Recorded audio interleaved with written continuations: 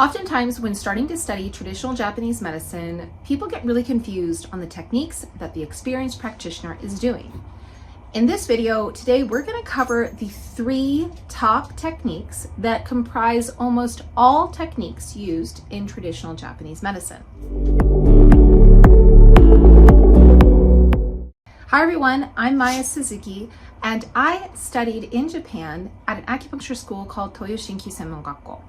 That school really focused on traditional Japanese medicine and had a heavy focus in not only Japanese meridian therapy, but also Sugiyama Waiichi techniques and many other traditional Japanese medicine styles that you would probably be familiar with today.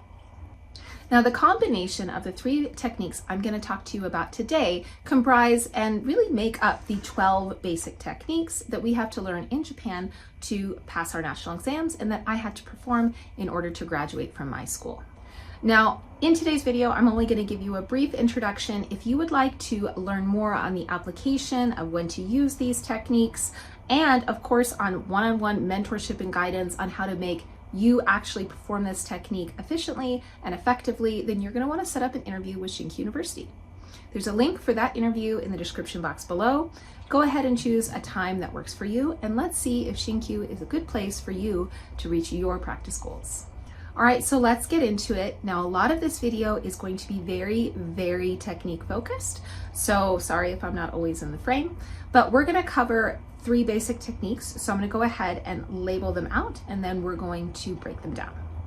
So the first technique is Kanshin Ho. This is the technique that almost everybody in a TCM education is learning. This is guide tube technique. Today, we're going to go over guide tube technique, but I'm going to break down how to do it in the correct way for traditional Japanese medicine, which will be different than your TCM technique. So be sure to watch till the end for all of those hints.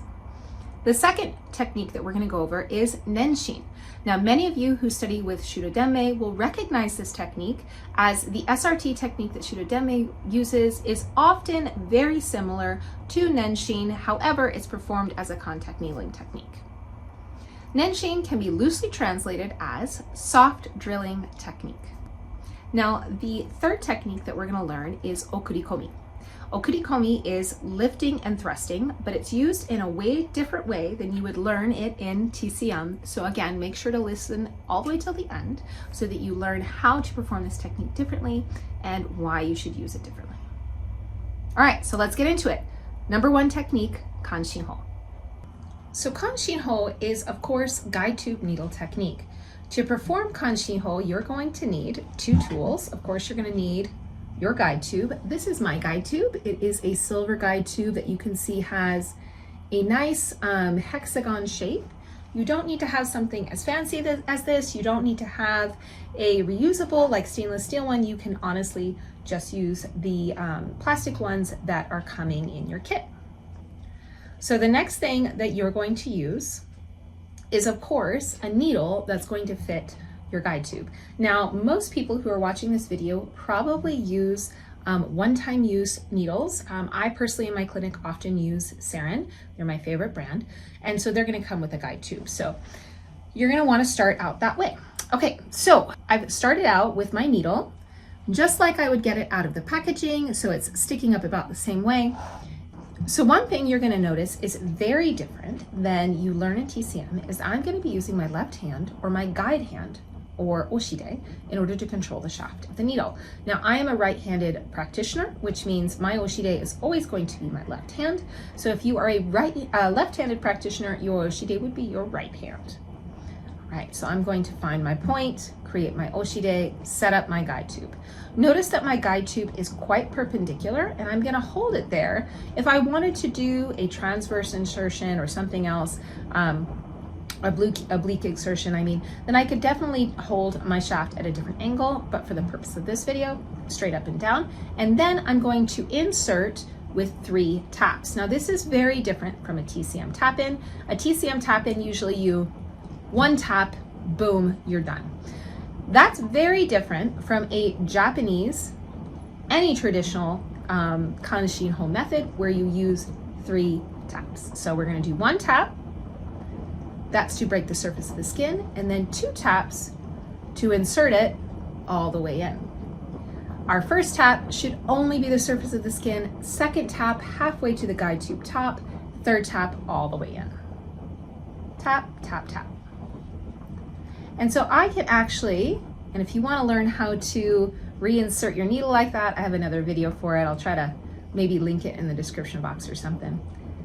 You can practice doing that. Now, one of the things I'll want to warn everybody about, as we're only focusing on technique in this video, we are not focusing on the application. I really want to stress that. If you want to learn application, again, check out ShinKyu. I go over that in great detail.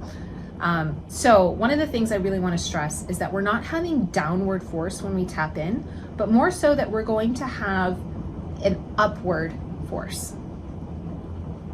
And the reason why we want to have this upward pull is it stops the force of the needle going straight in. And this is really important to make your guide tube tap in gentle and effective. All right, so the second technique I want to cover is Nenshin.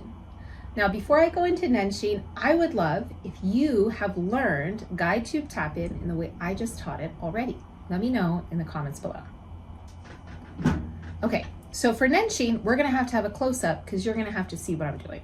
So let's get close up here, guys. So again, Nenshin is called the soft drill technique. And so for a soft drill technique, we're gonna be using our thumb. Notice I'm not using my index finger and I'm keeping my needle in line with my index finger. And I'm just gonna move my thumb back and forth with a little twist. And so this is a freehand needling technique. I'm gonna start the same way, utilizing my oshide, my guide hand, to place my tool. Notice my tool is still perpendicular. I'm gonna take my top hand, and I'll kind of ruin my posture for a second so you can see. And I'm gonna use my thumb to drill the needle in.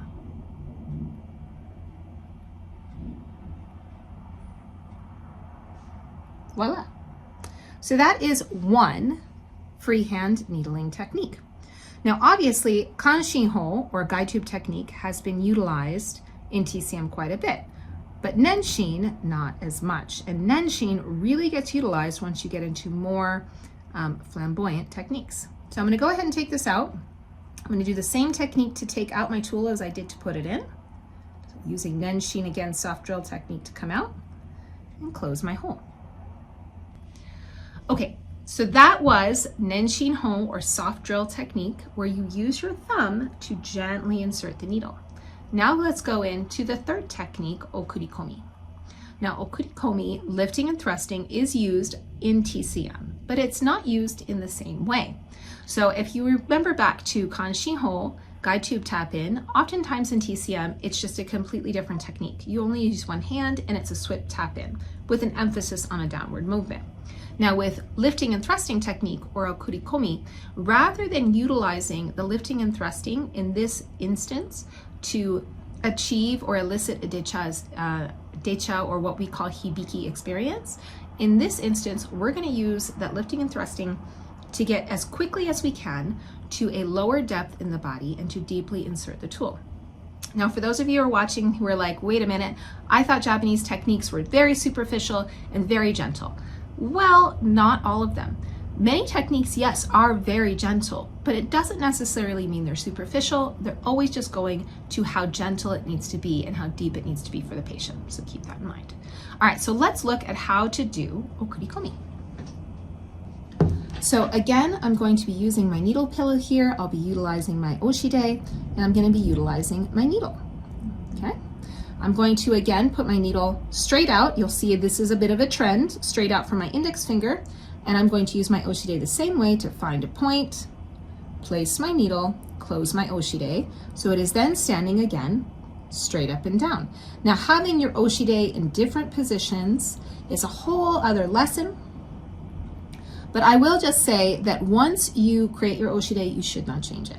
Okay, so for lifting and thrusting, I'm going to open up my oshide a little bit, open up my posture just so the camera can see, and then I'm going to use my hands to gently lift and thrust, lift and thrust, lift and thrust.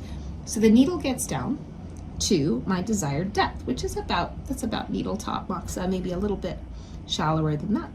And that's all. It's a very quick way to get to a deeper depth. So this way you don't gather chi. So just to go into a little bit more explanation about that, Okurikomi again is trying to get down to a deeper depth without creating a hibiki response and without trying to call or really influence the ki on those superficial layers. It wants to get down to this layer really quickly, and then we want to manipulate the ki at this layer in order to elicit hibiki, again, that deichug response, and either tonify or disperse.